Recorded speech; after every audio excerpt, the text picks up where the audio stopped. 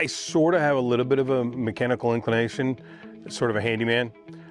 So I was very concerned about what type of penetration was going on through the roof. How were they going to fasten it?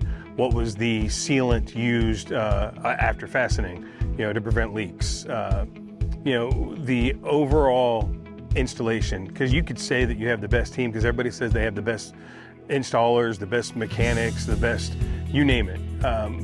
But at the end of the day, the proof is in the pudding. Day one, mine was put right at ease, the competency of the team, and I was able to see the care that they took with the installation.